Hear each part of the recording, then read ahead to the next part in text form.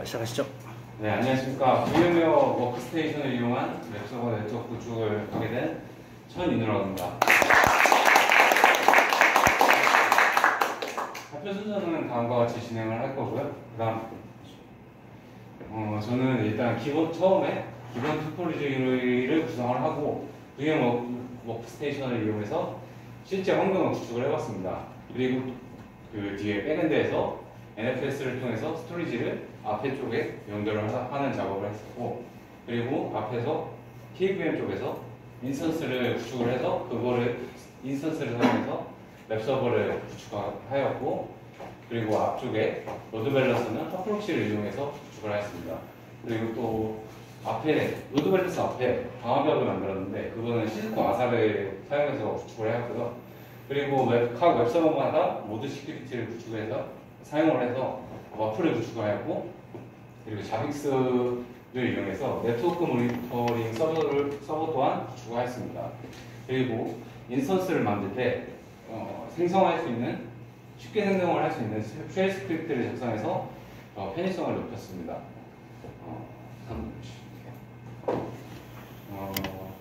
수행 절차는 다음과 같이 이렇게 진행이 됐고요. 처음에는 월요일에는 기본 토폴로지를 구성을 하였고, 이거는 패킷 트레이서랑 GNS 같은 유틸들을 활용을 해서 제가 실제로 토폴로지를 구성할 수 있게끔 진행을 했습니다. 그리고 다음 날에는 백엔드를 먼저 구축을 해서 NFS를 통해서 디렉토리 연동 그 작업을 진행을 했고요.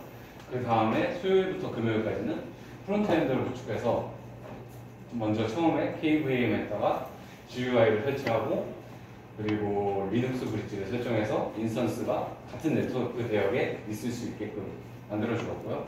그리고 앞에 로드 밸런서를 구축하고 그 탑프록시를 이용해서 웹서버와 연동을 할 수 있게끔 진행했습니다.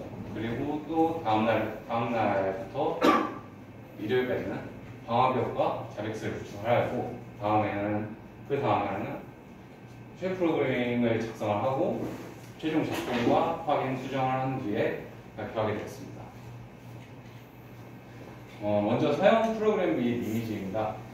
프로그램은 다음과 같은 것들을 사용을 했고요. 그리고 이미지 또한 이런 CentOS 이미지와 아사 이미지, 그리고 더틀리드를 활용한 CentOS 7 이미지를 사용했습니다. 다음, 제 토폴로지 기본 구성도입니다. 일단 백엔드 쪽을 보시면은 19168.3점대를 이용을 해서 구축을 하였고요. 그리고 앞에 프론트엔드 쪽은 19168.1.0대를 사용해서 구축을 하였습니다. 그리고 아사와 로드 밸런스 사이, 그 인사이드 부분은 19168.2.0대를 사용하였고, 외부 아웃사이드 영역은 10.0.0점대를 사용하였습니다.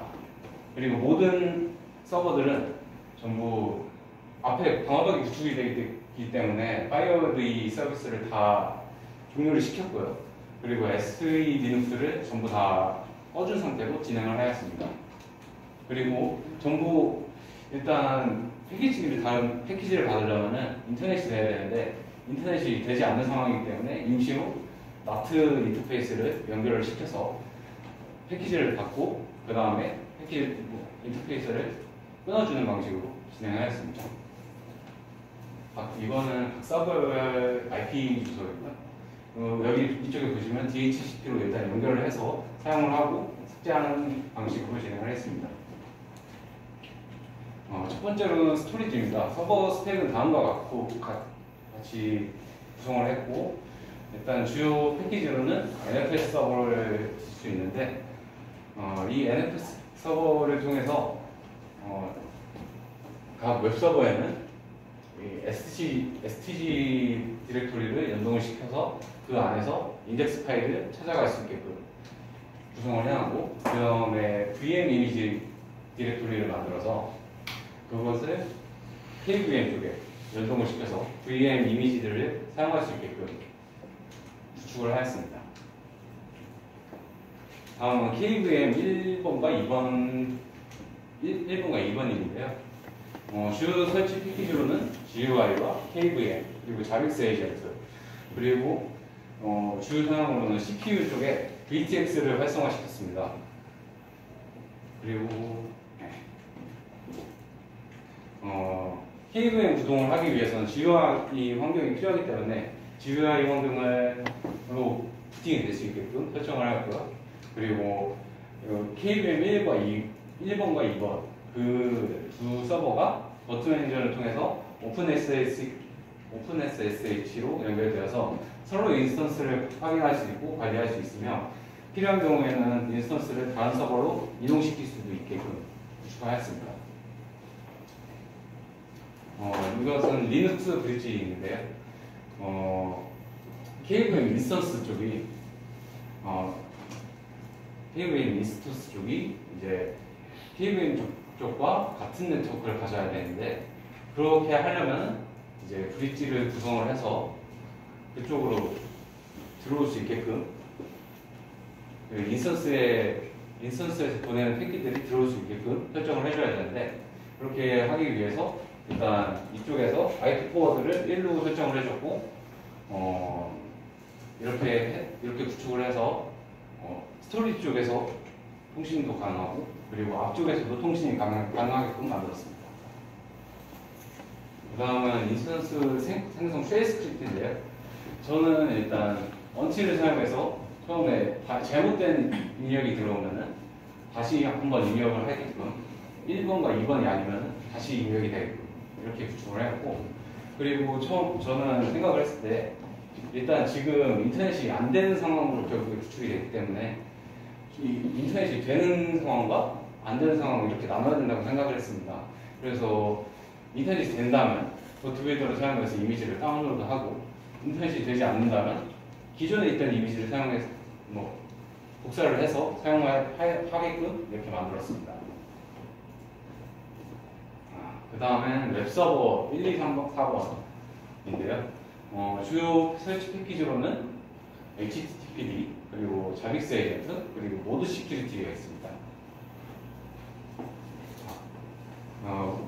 모드 시큐리티는 웹 어플리케이션 파이어월인데요. 오픈 소스 공개 웹 방화벽으로서 아파치 서버를 기반으로 동작합니다. 그리고 주요 기능으로서는 이런 특수 문자와 같은 우회 공격력 스트링을 제거하는 기능을 가지고 있고 제가 설치하는 과정에서 한 가지 애를 먹었던 게 이 액셉티브 룰스에 있는 이 21번 파일이 이것 때문에 웹 서버가 아파치 서버가 이 테스팅 서버로 나오는 현상이 발생을 하더라고요. 그래서 이 파일을 다른 쪽에 백업을 시켜놓고 그 다음에 시작을 했더니 제대로 실행이 되어서 이거를 일단 넣어봤습니다. 다음은 로드 밸런서입니다. 로드 밸런서는 다음과 같이 이렇게 구성을 했고 주요 설치 패키지로는 핫프록시와 자빅스 에이전트 그리고 이 핫프록시는 오픈소스 소프트웨어 로드 밸런서인데요. 실제 서버 앞단에 존재하면서 내부에서 서버로 오는 요청을 대신 받아서 뒷단에 위치한 웹서버로 넘겨주는 역할을 수행합니다. 현재는 80번 포트라 그리고 8080 포트를 80번 포트로 들어오게 되면 이제 8080 포트로 웹서버에 8080 포트로 넘겨줄 수 있게끔 설정이 되어 있는 상태입니다. 로드 밸런서의 핫프록시 설정 파일인데요. 이거는 보시면 이 로드 밸런서에 80번 포트로 들어오게 되면 웹서버에 8080 포트로 보내줄 수 있게끔 설정이 되어 있고 그 다음에 이 핫프록시 스탯을 사용해서 8080 포트로 접속을 하게 되면 이제 핫프록시의 모니터링 상황을 알 수 있게끔 그리고 또한 이 인증이 된 사용자만 접속을 할 수 있게끔 설정을 하였습니다. 이것은 이제 로드 밸런서 주소로 접속을 했을 때 이제 웹서버가 뜨는 화면이고 그리고 이제 로그인하는 이 핫프록시 스탯 페이지를 들어가려고 하면 이 인증창이 뜨는 그런 화면이고요. 그리고 이쪽에서 지금은 잘 보이진 않는데 이쪽에서 이제 웹서버들이 하나씩 라운드 로그인 방식으로 돌아가면서 연결이 되고 있다. 그걸 알 수 있습니다. 다음은 자빅스 서버인데요. 주 설치 패키지로는 PHP와 마리아DB 그리고 자빅스 서버, 자빅스 에이전트가 있습니다. 자빅스 서버는 수많은 종류의 네트워크 서버 등의 네트워크 하드웨어를 감시 및 추적하고 장애 발생을 신속히 알리기 위해 만들어진 네트워크 관리 시스템인데요. 이 192.168.1.0대 모든 서버에는 자빅스 에이전트 패키지가 설치되어 있어서 이 192.1.8.0대의 모든 서버들의 현재 상태를 모니터링할 수 있습니다. 이 페이지는 이쪽 주소로 접속이 가능하고요. 이쪽에 자빅스 서버 쪽에 보시면은 이 로컬 네트워크에 이 원하는 대역을 넣어서 그쪽에 있는 대역에 있는 서버들을 이 호스트로 추가를 시킬 수 있습니다. 이 모니터링 페이지를 보시면은 앞에서 이제 원래 그래프로 들어가서 실제로 하나씩 볼 수도 있고 메인 화면에서 구성을 통해서 이제 하나하나 뭐 자기가 원하는 방식대로 이제 모니터링 페이지를 구성을 할 수 있습니다. 다음은 시스코 아사인데요. 저는 아사를 통해서 이제 방화벽을 구축을 하였습니다. 활성화하게 된 주요 기능으로서는 ASDM과 NAT, ACL 그리고 SSH를 활성화시켰습니다. 인터페이스 목록을 보시면 아웃사이드는 10.0.0.대로 되어 있고 인사이드 주소는 192.168.2.대 그리고 매니지먼트 주소는 10점대로 구성을 하였습니다. 앞에 보시면 이제 디폴트 라우터를 통해서 밖으로 외부와 통신이 가능하게끔 설정을 해주었고요. 그리고 그다음 디폴트 라우터로 설정을 해줬고 그리고 외부에서도 SSH로 접속이 가능하게끔 설정을 해줬습니다. 그리고 이제 인사이드 네트워크 안에 있는 서버에서 ASDM을 통해서 접속을 해서 모니터링 페이지를 확인할 수 있고 그리고 관리도 할 수 있게끔 설정을 하였습니다. 다음 시스코 아사 나트와 ACL 구성인데요. ACL 구성을 보시면 원래는 아웃사이드의 시큐리티 레벨이 0이고 그리고 인사이드의 시큐리티 레벨이 100으로 되어 있습니다. 원래대로라면 외부에서 내부로 접근이 불가능한데 이것을 ACL을 통해서 특정 패키만 허용시키고자 하였습니다. 그래서 외부에서 들어오는 인사이드로 들어오는 80포트와 8080 포트를 허용해서 외부에서 웹서버도 접속이 가능하고 그리고 핫프록시 스태스 핫프록시 모니터링 페이지도 접속이 가능하게끔 설정을 하였습니다. 원래는 자비스 서버도 밖으로 내보내서 외부에서 보게 하고 싶었는데 그거는 아마 속도 저하 때문에 제대로 페이지를 볼 수가 없어서 제가 그것은 구현을 하지 못했고요.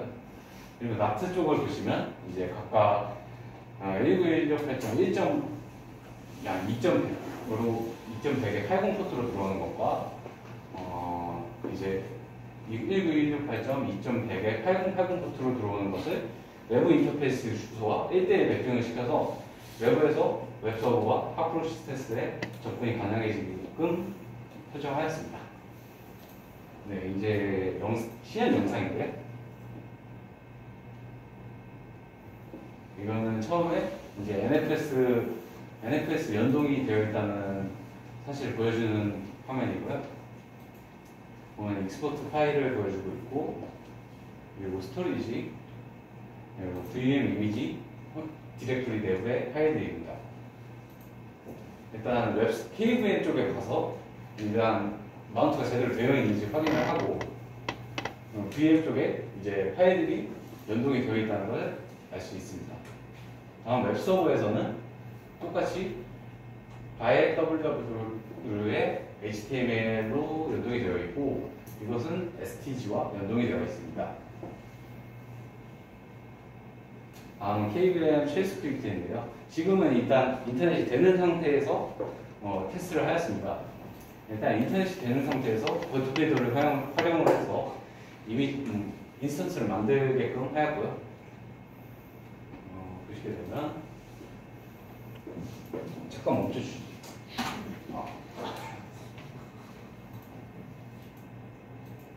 여기 멈춰주시죠.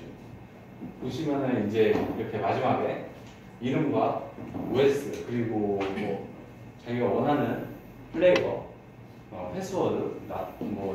인터페이스 그리고 설치 방식까지 이제 나오게끔 설정을 해놨고요. 이제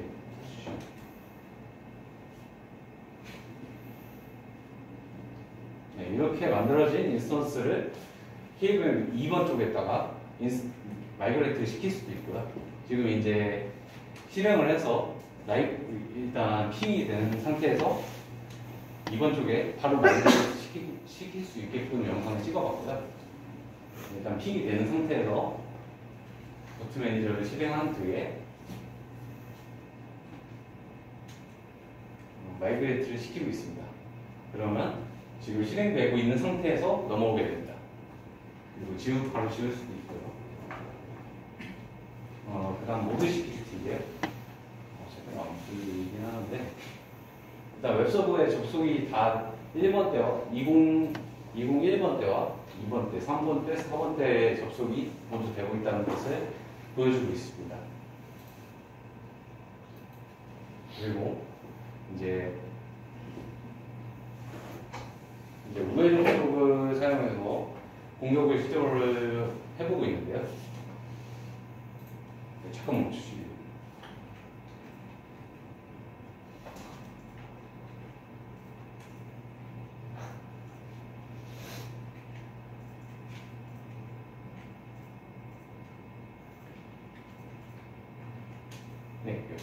네, 보시면 이제 포비든 you not have permission 이런 식으로 화면이 뜨게 됩니다. 네, 다음 이제 시작해주시죠. 다음 로드 밸런서인데요. 이제 로드 밸런서 주소로 접속을 하게 되면 이제 웹 서버가 들어가지는 것을 확인할 수 있고 제대로 접속이 되는 모습이고요. 그리고 이제 8080 포트로 해서 모니터링 페이지를 접속하게 됩니다. 하게 되면 이런 식으로 비밀번호 인증을 할 수 있게끔 인증을 해야지만 들어갈 수 있게끔 설정을 하였고요. 이쪽에 보시면 이쪽에서 몇 번 얼마나 접속을 했는지 이렇게 4번 정도 접속을 한 뒤에 다시 보면은 숫자가 바뀌어 있는 것을 확인할 수 있습니다. 다음은 자빅스 서버인데요. 일단 자빅스 서버 주소로 접속을 하게 되면 먼저 사용자 이름과 패스워드를 입력을 하게 되고 그래서 들어가게 되면 이쪽에서 설정에서 호스트로 이제 모든 서버들이 다 추가되어 있는 것을 확인할 수 있고 그다음 디스커버리 구축에서 이제 1번 대가 추가되어 있는 것을 보여주고 있습니다. 나머지 웹 서버들의 모니터링 상황들을 보여주고 있고 로그와 메모리, 프로세스 등들을 보여주고 있습니다.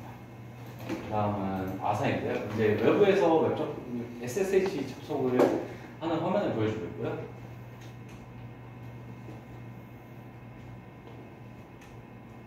그래서 이제 힘이 제대로 가고 있는지 확인을 하고 있고 이제 다음 이제 인사이드에 있는 서버에서 ASDM으로 아사에 접속을 해서 관리 페이지로 갈 수 있게끔 하는 작업을 하고 있고요. 네, 보시면 이제 ACL 리스트를 보여주고 있고 2번 대로만 접속이 가능하게끔 설정해놨고 인사이드 쪽으로만 접속이 가능하도록 설정을 했고 그리고 이쪽에 보시면 2번 2.100으로 들어오는 주소를 아웃사이드 인터페이스와 1대1 매핑을 하였고 그리고 8080과 80 포트를 따로따로 나눠서 다른 주소로 접속이 되게끔 설정을 하였습니다. 네, 한번 보시죠. 제가 제일 어려웠던 것은 자빅스 서버를 구축할 때 레포지토리를 잘못 선택을 해서 패키지를 받아서 이게 서버가 제대로 작동을 안 하더라고요. 그래서 이를 해결을 하려고 결국엔 서버를 다시 뒤집어 엎고 새로운 그 해당 버전에 맞는 레포지토리를 사용해서 서버를 구축하니까 제대로 동작을 하였습니다. 그리고 모드 시큐리티 설치 시에 이게 룰 파일에 문제가 있어서 웹서버에 접근이 안 되는 상황이 나왔었는데 그거를 로그와 그리고 하나씩 옮겨가면서 결국에는 문제가 되는 파일을 찾고 그렇게 해결을 하였습니다. 프로젝트에서 아쉬웠던 부분은 제가 개인적으로 생각하기에는 일단 백엔드 쪽에 스토리지만 하나 있으니까 약간 허전해 보이긴 하더라고요. 그래서 만약에 시간이 많이 남았다면은 워드프레스나 뭐 그런 걸 통해서 실제로 웹서버, DB 서버로 구축을 해보고 그런 식으로 진행을 해보고 싶었는데 아무래도 시간이 부족하다 보니까 실제로 해보지는 못했고요. 그 다음에 비록 가상화 환경을 통해서 구축을 하긴 했으나 구축 과정을 통해서 실제 구축 과정에서 어떤 문제점들이 발생을 할 수 있고 또 그것을 어떤 방법을 통해서 해결을 하는가를 잘 알게 되었습니다. 또한 이러한 경험들이 취업 이후에 실제 업무를 하는 과정에서 분명 도움이 될 수 있을 거라고 생각을 합니다. 이거는 뭐 여기 PPT 만드는데 사용되는 이미지들 출처이거든요. 네, 이상으로 발표 마치겠습니다.